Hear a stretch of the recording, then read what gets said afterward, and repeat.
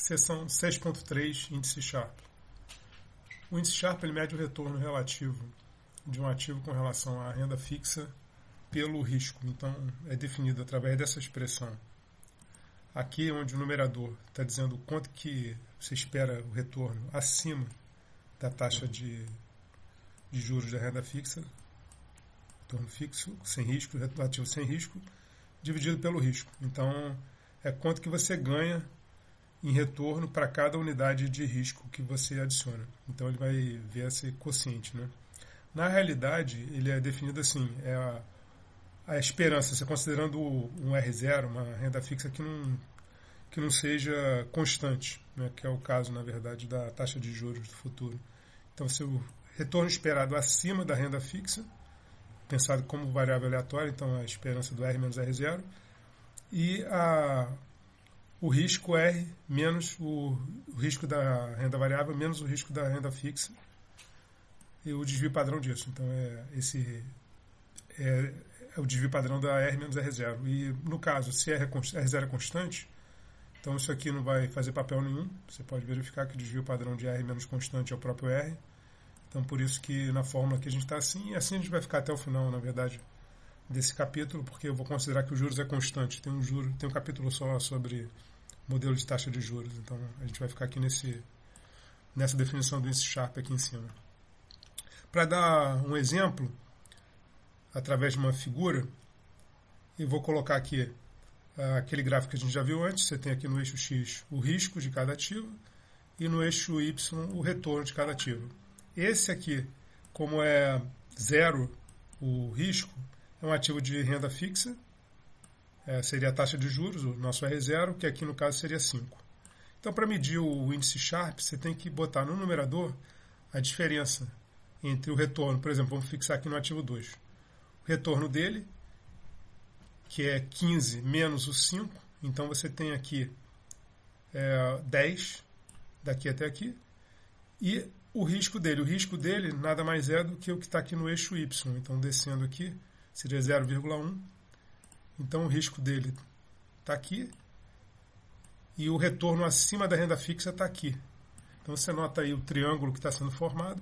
O que eu quero indicar aqui é que esse segmento ligando a renda fixa até o ativo, ele tem um coeficiente angular, né, que vai ser dado pelo esse tamanho dividido por esse, o delta Y sobre delta X, que nada mais é que o índice Sharpe, ou seja, o índice Sharpe é o coeficiente angular da reta. Então, dessa maneira, a gente pode facilmente classificar esses ativos em termos de índice Sharpe, qual que tem maior índice Sharpe e menor índice Sharpe. No livro eu faço as contas, está na tabela aqui em cima, tá vendo? As contas, mas eu vou ficar aqui na apresentação, eu vou mostrar direto na figura que é mais interessante. Então, a gente pode ver quais desses segmentos têm o maior coeficiente angular. Então, você vê claramente que o melhor ativo, em termos de índice Sharpe, né, o que possui o maior índice Sharpe, vai ser claramente o 2, né, que é o que está... que é o segmento aqui com maior inclinação. E esse aqui é o ativo com menor índice Sharpe. Por quê? Só para marcar mais uma vez, o índice Sharpe vai ser o quociente do delta Y, que é o retorno acima da renda fixa, dividido pelo risco, que é esse tamanho aqui. Então, é esse coeficiente angular aqui. Então, dessa forma, a gente pode ver geometricamente quem tem o maior índice Sharpe e quem tem o menor. Então, aqui está a classificação. Esse tem o menor, esse é o segundo menor índice Sharpe, o próximo, que é o 1, o próximo 3 e o maior índice Sharpe, que é o 2. As contas estão feitas aqui. A gente tem o 2 com 100 como índice Sharpe e o menor, que era o 5, está aqui com 20. E aí você tem os outros com valores intermediários de índice Sharpe entre 20 e 100. Bom, seção 6.4, covariância e correlação, a gente vai ver aqui a definição de carteira e como medir o risco-retorno de carteiras. Então, primeiro a gente vai refazer essa definição que a gente já tinha feito, mas de uma forma mais adequada, que é pensando numa carteira como um vetor de probabilidades. Então, um vetor de π1 até πn, que são números entre 0 e 1, cada um deles, com soma igual a 1. E dados ativos R1 até Rn, esses P1, P2, P3 estão dizendo qual a composição daquele ativo naquela carteira. Então a gente vai dizer que a carteira XP ela é igual ao somatório de PI, aqui estava faltando PI, tá? PI vezes RI, ou seja, tem ativos RI na carteira XP com essas probabilidades. Então tem 10% nesse ativo, 20% no outro, 30% no outro, etc. Por exemplo, aqui a carteira 0.2, 0.3, 0.5. Então tem 20% de ativo X1, R1, 30% de ativo R2 e 50% de ativo R3. Então é isso que a gente quer usar essa anotação aqui, tá? De carteira dessa forma que vai ser conveniente para a gente. E a pergunta fundamental é o que ocorre com o risco e retorno quando você combina os ativos. A gente já sabe calcular o risco e retorno de ativos separadamente. Agora a gente quer ver em conjunto, vai ver que vai haver uma mudança importante, que é a questão aí da correlação e da covariância. E além disso, a gente vai ver que vai poder reduzir o risco combinando ativos de forma apropriada. Então, a gente tem ativos que são correlacionados, que eles, no sentido que quando um sobe, o outro sobe, ativos do mesmo setor, eventualmente, o setor de energia pode estar em maior demanda, ou o setor de agricultura, ou da mesma forma também em menor demanda, então eles vão cair juntos. E tem áreas de setores que são completamente não correlacionados, eventualmente, digamos, a parte de energia contra a parte bancária, por exemplo, pode ser totalmente não correlacionado, ou talvez com uma correlação baixa. E alguns finalmente podem ter correlação negativa, tipo quando um sobe e o outro desce. E é isso que a gente vai conseguir medir através da covariância e da correlação. Que a covariância está dizendo como duas coisas variam entre si. E a correlação é como se relacionam, né? São que a gente vai definir agora. A gente vai ver que isso generaliza a ideia de variância, que era para um ativo só, que aí a gente vai pensar em mais de um. Então, você considera aí dois ativos X e Y, a gente define a covariância deles como a esperança de X menos a média vezes Y menos a média. Qual o significado disso? É que a gente está vendo quando X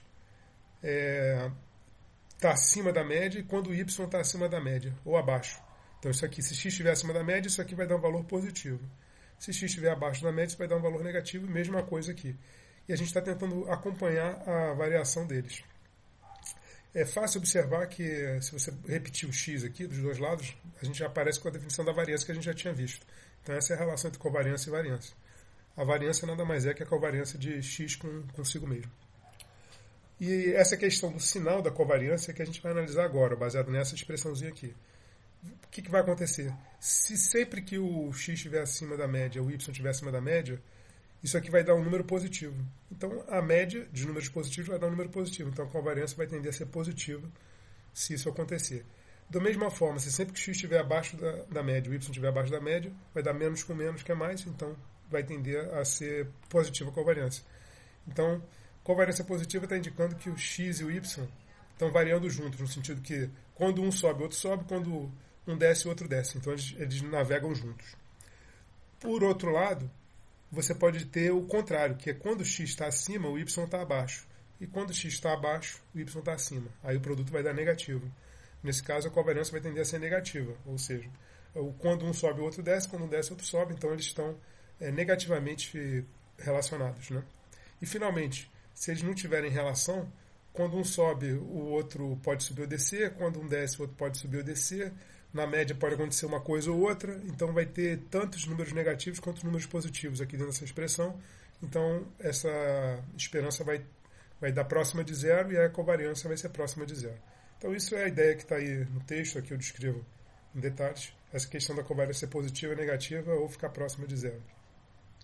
Para dar um exemplozinho simples, você vê aqui, ó, x1, x2, x3, que assumem esses valores de acordo com essa mesma moeda. Resultado ômega 1, ômega 2. Podia ser H ou T aqui, né?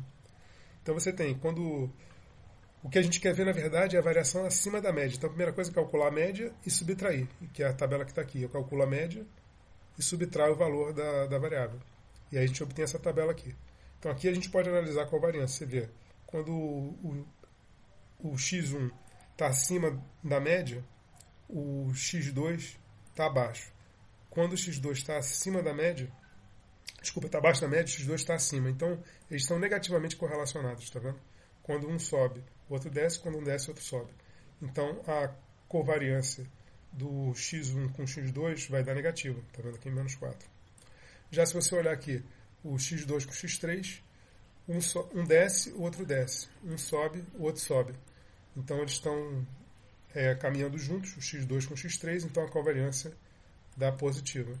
E a mesma coisa, eu não vou fazer aqui a análise do x1 com o x3, é similar. Um outro exemplo é com 3 variáveis, com 4 resultados possíveis, é aqui x1, x2, x3. Nesse caso eu coloquei variáveis com média 0, se somar aqui você vai ver, eu estou assumindo que é a mesma probabilidade, tanto nesse exemplo quanto no outro. A média é 0, então quando a gente pode analisar diretamente aqui a covariância. Então você vê, quando esse sobe, o x1 sobe, o x3 sobe, quando o x1 desce, fica abaixo da média, o x3 também desce, quando ele desce, sobe, quando sobe, desce. Então você vê que x1 e x3 estão se movimentando em direções aqui iguais, aqui igual, aqui oposta, aqui oposta. Então às vezes sobe junto, nesses dois lançamentos eles estão subindo juntos, e nesses dois lançamentos eles estão subindo na forma oposta. Então um vai cancelar o outro, vai dar positivo num caso, negativo no outro, quando você somar vai dar 0. Então a covariância do x1 com x3 vai ser 0 por conta disso. E a mesma coisa você pode fazer a análise com os outros, eu vou deixar para vocês olharem aí, que é para entender de forma mais explícita o que é a covariância. Uma outra forma de ver isso, que é muito importante em aplicações, é chamado gráfico de dispersão, que em inglês scatter plot, que são gráficos em que você mostra os valores da função 2 a 2. Então você tem aqui 3 variáveis, x1, x2, x3. Eu vou plotar gráficos em que eu boto os valores de x1 no eixo x, x2 no eixo y, x1 e x3 e x2 e x3. Ou seja, todas as combinações possíveis de x1, x2 e x3. Um no y, outro no z. E aí, olhando o gráfico, que é o scatter plot, que é esse aqui, scatter plot, a gente vai ver se eles estão correlacionados então, ou não. Então você vê aqui que quando o x, aqui é a média, tá vendo? A média é 0 aqui, ó. E aqui a média é 0. Então você vê, quando o x1 está acima da média, o x2 também está acima da média. E quando o x1 está abaixo da média, o x2 também está abaixo da média. Então eles andam juntos, eles andam... Desculpa, é exatamente o contrário. Quando o x1 está acima da média, o x2 está abaixo da média, e quando o x2 está abaixo da média, o x1 está abaixo da média. Então eles andam de forma trocada. Então eu coloco aqui uma reta que aproxima esse comportamento, que é a reta de regressão linear. Esse vai ser a ideia aqui, na verdade. Você fazendo a correlação, você estabelece a reta de correlação, a reta de regressão linear, e você vê que os pontos estão mais ou menos próximos da reta. Tem um certo erro aqui, né? Tem um certo erro aqui, mas estão mais ou menos próximos. Já o x1, x3, x2, x3 que não estão correlacionados, você vê que a reta de regressão seria essa aqui, ela não tem nenhuma relação, porque quando um está acima, outro está abaixo, um está abaixo, outro está acima, então você não vê nenhum padrão no gráfico. Na verdade, o scatter plot é um ótimo instrumento. Você colocar duas variáveis, você não tem a menor ideia como é que se comporta, faz o scatter plot, você olha para ele, você vai olhar aqui, rapidamente vai perceber se tem padrão ou não de relação das duas variáveis aleatórias. Então, por exemplo, com muitos pontos, isso vocês vão fazer no projeto, vocês vão ver que aqui vai ficar cheio de pontos em todo quanto é lugar, preenchendo todo o quadrado, se eles não tiverem correlação. Se eles tiverem correlação, eles vão ficar próximos de uma reta. Uma reta que aí pode estar em qualquer posição aqui no gráfico, né? Então, por exemplo, aqui, no caso, deu uma reta mais ou menos assim, mas eu poderia dar um exemplo aqui. Você ter pontos, você gerar muitos pontos e aparecer pontos aqui, aqui, aqui, aqui, aqui, aqui, aqui, se aproximando de uma reta, digamos, aqui assim, desculpa, uma reta aqui, de tendência. Então, você, através do scatterplot, você percebe rapidamente se eles estão correlacionados ou não e de que forma. E a reta de regressão linear, ela te dá a informação precisa da reta que melhor aproxima todos os pontos. Se é que é possível aproximar, porque você vê que aqui a reta de regressão linear não te dá informação nenhuma, porque ela está muito longe dos pontos. Tá? Bom, por fim, a covariância, a unidade da covariância é o produto das unidades, né? Porque é de x menos é de x vezes y menos é de y. Então a unidade que fica é o produto. Então a gente quer tirar a dimensão, dimensionalizar, né, que a gente fala. Então a gente divide pela desvio padrão de cada uma. É a mesma coisa que a gente faz com com sigma, né? Quando a gente calcula o sigma. A partir da variância, calcula o desvio padrão. Então, dividindo pelo desvio padrão x, dividindo pelo desvio padrão do y, o y, a gente vai calcular a covariância das variáveis sem unidade, normalizadas, tá? E isso aqui vai te dar a chamada correlação, que é essa fórmula aqui. É uma fórmula parecida, você bota a covariância aqui em cima, só que você divide pelo desvio padrão. Com isso, você está normalizando os valores e a correlação vai ser, em particular, a correlação de x com x vai ser sempre 1, e vai ter esse lema muito importante, que a correlação é um número entre menos 1 e 1, sempre. E é um número absoluto, enquanto que a covariância pode assumir valores muito grandes ou muito pequenos, muito negativos ou muito positivos. A correlação não, é sempre entre menos 1 e 1, e ela te indica uma correlação próxima de 1 é porque as variáveis estão, de fato, andando juntas, na mesma direção. Próximo de menos 1 é o contrário, e próximo de 0 elas não estão correlacionadas, então vão tender a preencher ali naquele scatter plot todo o quadrado. Não vão apresentar nenhum padrão claro. A prova disso eu não vou estar no livro, só vou apresentar o que se usa, que é basicamente idêntica à prova, a desigualdade de Cauchy-Schwarz da álgebra linear. Não sei se quem já viu conhece, né, que é ligado ao produto interno e à norma.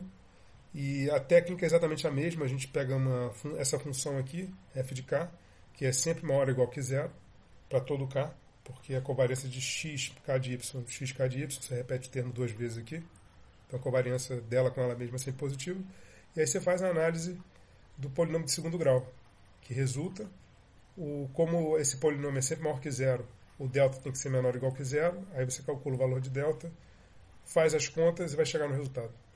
É isso que é a demonstração. Tá?